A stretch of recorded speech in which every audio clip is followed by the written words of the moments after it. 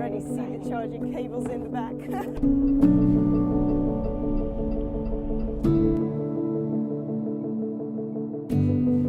So Annabel, why is this so important? I mean, for you and for the world? Well, as you know, we are facing one of the biggest challenges in our current era, which is climate change. And we not only want to improve the share of sustainable energy, but it has really great effects also on urban places. If you look at Amsterdam, for instance, we have a lot of problems with local air pollution, which inhabitants suffer a lot from. And if we can incorporate more sustainable energy in our system and make current ways of transportation more sustainable, this will also improve to a great extent our local air quality and eventually the health of our people. Do you expect the number of electric vehicles to grow in the Netherlands over the coming years?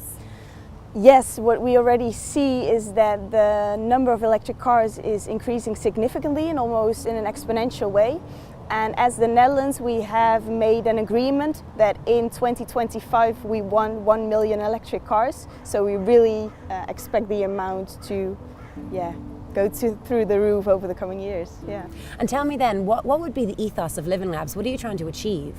Well, with the Living Labs Smart Charging, we just want to achieve that in the future we will live, drive, work on renewable energy.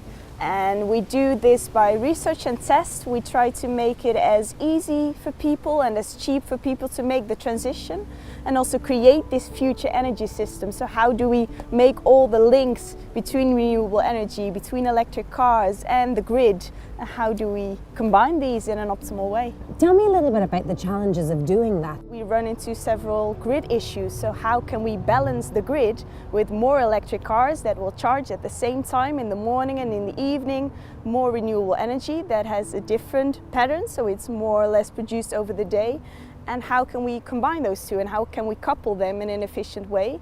And in the Netherlands we believe that part of it is really using the battery of an electric vehicle as a vital element in this. So you can charge your car when there is plenty of solar, wind and renewable energy, and in the evening when there is a high peak load on the grid, you can use the energy from your car and not transport all the energy in the grid. So you're talking about integrating the system, you're talking about making this a smart system where the car works with the grid. So what we are working on is what we call smart charging infrastructure, and this infrastructure is able to make an intelligent transaction. So we use the energy that's naturally there, we use it when it's naturally there at the right times.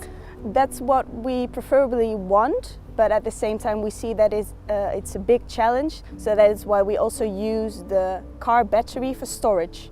So let's say you drive somewhere, you have all this storage in your battery, and when you have peak load on the grid, you might do vehicle to grid, as we call it. So you might get the energy from your electric car and put it as input into your household and cook and have a shower and heat your home using the energy that is stored in the battery of the electric car. See, that's pretty innovative. Now, I absolutely love that idea. Do you see this happening already? Is this going to save people money as well as being better for the environment? Well, what you see is, of course, if you want to use energy at times of high demand, you pay more. And by shifting your pattern, you can also use more sustainable energy, and it's also cheaper.